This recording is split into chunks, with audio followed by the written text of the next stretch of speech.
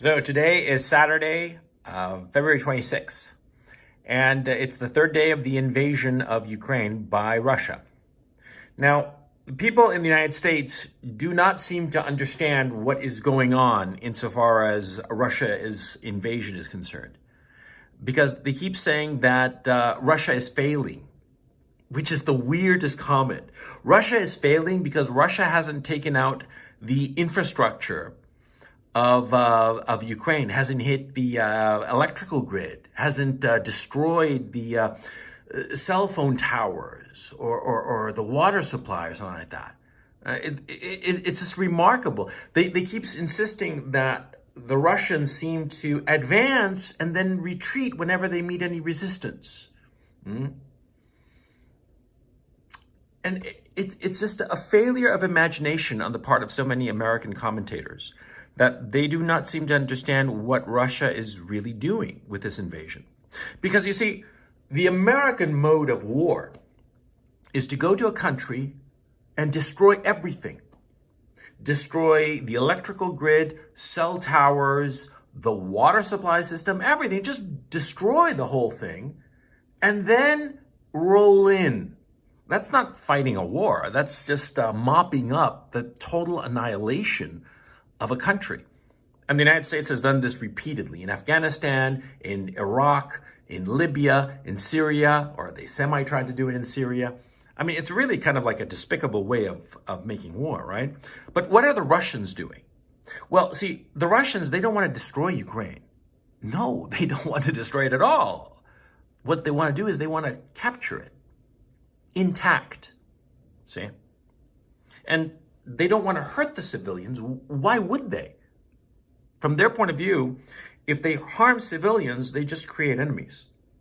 And so they want to capture Ukraine, change the political leadership of Ukraine, and install a political leadership that is sympathetic to Russia's security needs and is going to be a long-term ally.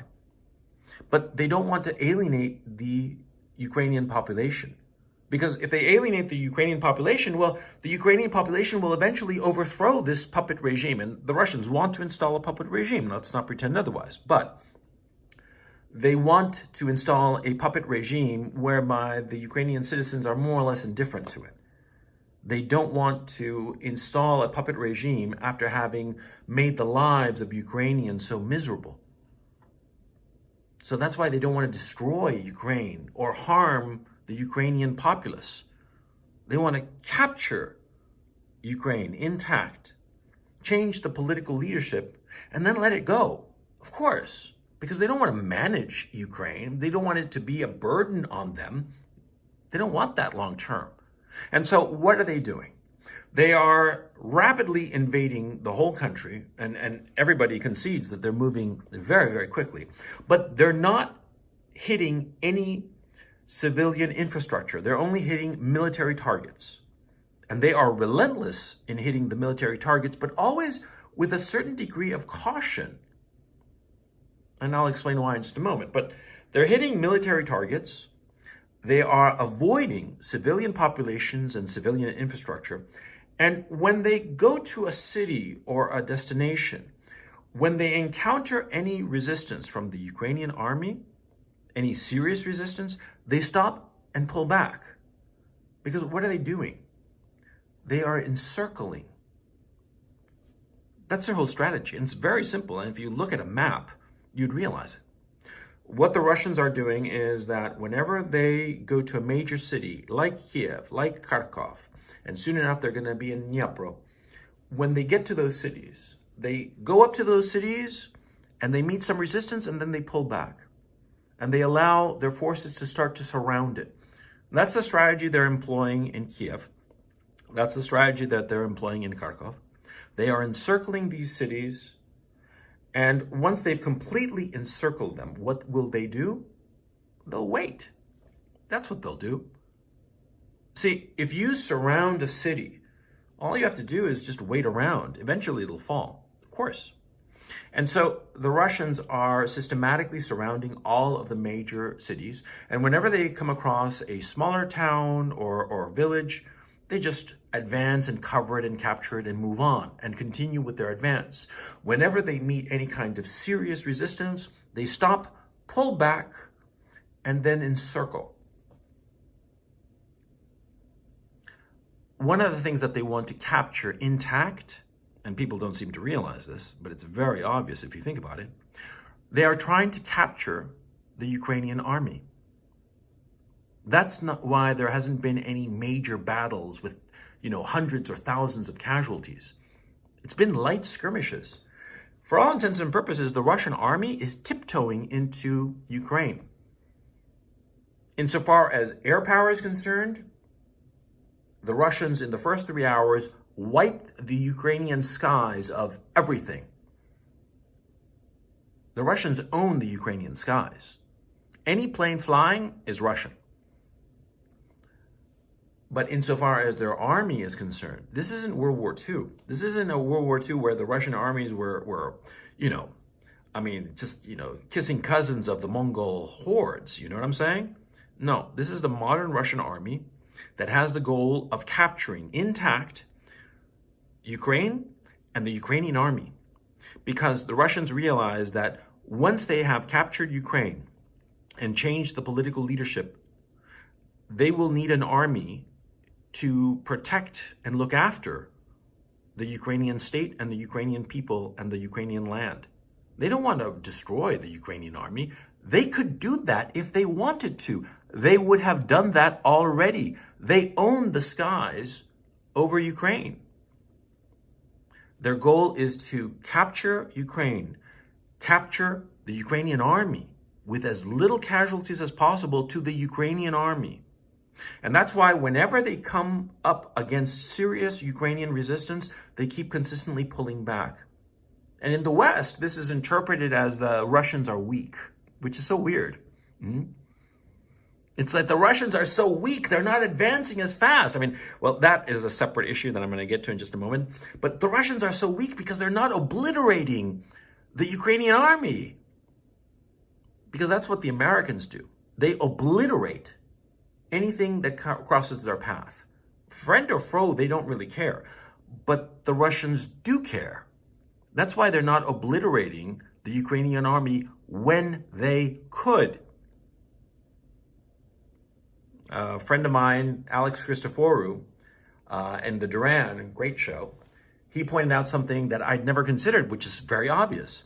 He pointed out the fact that, you see, the current Ukrainian leadership in the military, the generals in Ukraine, they went to military academies with the generals of the Russian armies.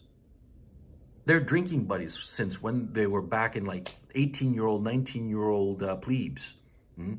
They know each other. They don't want to kill each other. Of course not. You've got some buddy when you were drinking out when you were 18, right? Do you want to kill him? No, you could be on opposing sides of whatever contest, but you don't want to hurt him. Of course not. You'll be pissed off at him maybe, but you don't want to kill him. The Russian army doesn't want to destroy the Ukrainian army. They could have done it already in these 3 days of combat. Once the Russians owned the skies over Ukraine, they could have done whatever they wanted with the Ukrainian army. They could have annihilated it, just blown it to smithereens and blown away the entire population of Ukraine if they wanted to. They could cause a major, major humanitarian crisis if they wanted to, and they obviously don't. How do I know this? Because they haven't done it. They have had the opportunity for 3 days to do it, and they haven't done it. I'm doing this stupid video from a hotel room in downtown Kiev, and I'm going to upload it to the internet. Do you think I'd be able to do it if the Russians were really serious about conquering Ukraine? They want to capture it. Understand that. And understand that you in the West, you are being goaded into thinking that Putin and the Russians are like evil Antichrist. You don't understand why the Russians are invading. And your political leadership, Boris Johnson, Joe Biden, all these people, they don't want you to understand. Of course not. They want you to just demonize, just to take the easy way out. They want you to imagine that this is a Marvel comic book movie And that, there are white hats and black hats, good guys and bad guys. Yeah, we gotta kill the bad guys because we're the good guys. Yeah. It's so naive. The Russians don't want to harm Ukraine. They would have destroyed Ukraine if they wanted to. But they don't. They want to capture it in one piece. Now, you can say that Russia's motivations are this, that, the other. It doesn't matter. You have to look at the practical reality that is taking place now.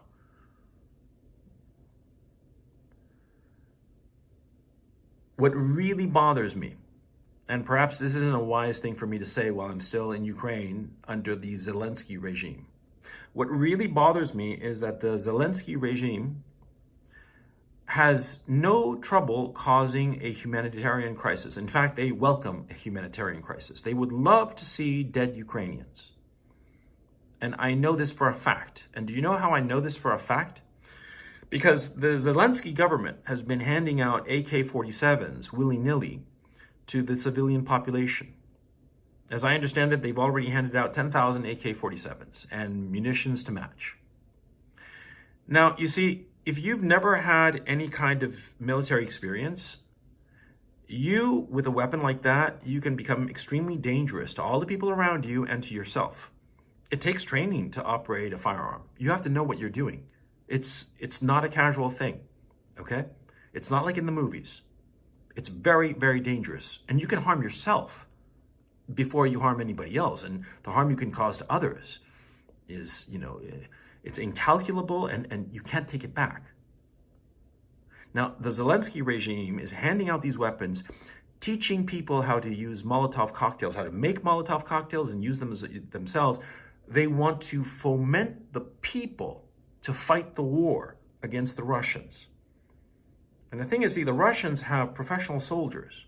Now, these professional soldiers, they carry a weapon. They know what to do with the weapon. If they see somebody armed, be it a man in a uniform or just a civilian with an AK-47, well, they're going to shoot him, okay? And so that civilian will be dead, and that will present a great photo op now, won't it? So that Zelensky can wrangle some European country or the Americans or whomever to come in and get involved in this war and potentially escalate the situation to levels that are unimaginable. The Zelensky regime is doing something frankly evil, because it is evil to put civilians, to encourage civilians to do something that incredibly dangerous and irresponsible. The Zelensky regime has also put heavy weaponry in civilian population centers. Now, these heavy weapons, howitzers and whatnot, they're dangerous. And so the Russian army has every right and obligation to destroy such heavy weapons. But of course, when trying to destroy such weapons, it's inevitable that you're not going to quite hit the weapons when you try to aim for them. You're going to hit around the weapons. And therefore, if these weapons are in the middle of apartment complexes, you're going to have Russians shelling apartment complexes, killing innocent civilians. The Zelensky regime is putting these weapons in the middle of populated areas precisely because they want to have this happen. And I'll tell you something else that the Zelensky regime is doing. They are forcibly conscripting men between the ages of 18 and 60. They are not allowing them to leave the country, and if they try to leave the country, they are arrested and forcibly conscripted. That is, forcibly put into the Ukrainian army. Now, what has happened because of this? Well, just about every man between the ages of 18 and 60 is running away from the cities. That's why there are so many refugees. It's not that they're seriously thinking that the Russians are going to shell and destroy their apartments or their homes or whatnot. They're afraid of getting arrested and forcibly conscripted. The women and the young children and old men are having to hide these men who are between the ages of 18 and 60. And by the way, this isn't something that I heard. People that I know personally, people that I do business with, I know them. I've gone drinking with them, eating with them, doing deals with them. They've had to leave Kiev for fear of being forcibly pressed into the Ukrainian army. Middle-aged men, farts like me, who are out of shape, we're real good at some business deal, but crappy at carrying a backpack and a weapon, with no experience whatsoever in such activity. And the Ukrainian government, the Zelensky regime, is doing this. And why do you think they're doing it? Well, first of all, you don't forcibly conscript men into your army if you think that you're winning. Now, do you? Of course not. Number one.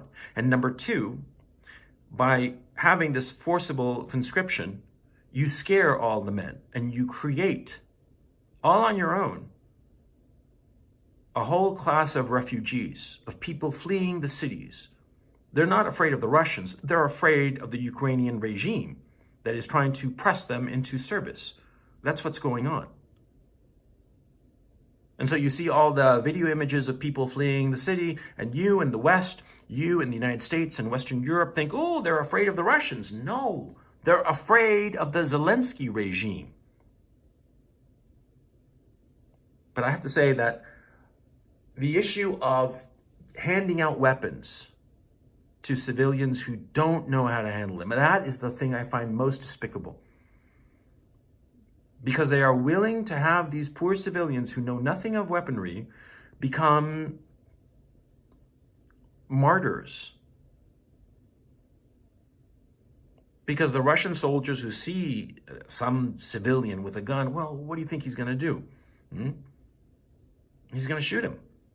And that innocent civilian who doesn't even know how to hold the damn weapon is going to die needlessly for nothing, for absolutely nothing. And I find that despicable. I find that truly evil. Also, the Zelensky regime can get a nice photo op. That's what's going on.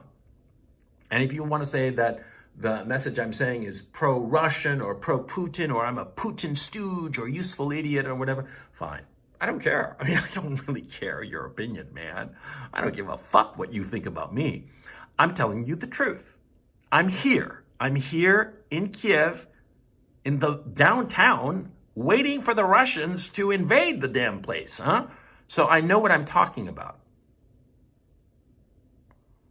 None of this stuff is appearing in the mainstream media, now is it? Because I'm not following the American or European mainstream media because I know it's just a pack of lies. But probably what I'm saying in this video, you haven't heard it. Well, now you're hearing it. And think a little bit, I mean, in this channel, what have I always told you, stupid motherfuckers, Think for yourself. Think. Look at the information that you have available and ask yourself why something is happening the way it's happening. It's not arbitrary. It's not by chance. People have thought through what they are doing. The Russians have certainly thought through what they're doing. The best that we can hope for is that the Zelensky regime fails in its attempt to wrangle in the Europeans and the Americans into this war, and the Zelensky regime collapses or flees or whatever, and Russia is able to take Ukraine in one piece without harming too many people. And that's the best that we can hope for. Or if not, the whole country will be destroyed. Millions of people will be displaced, hundreds of thousands, perhaps even millions killed. And this is the exact same thing that happened in Iraq. Let's hope that we don't have a second Iraq.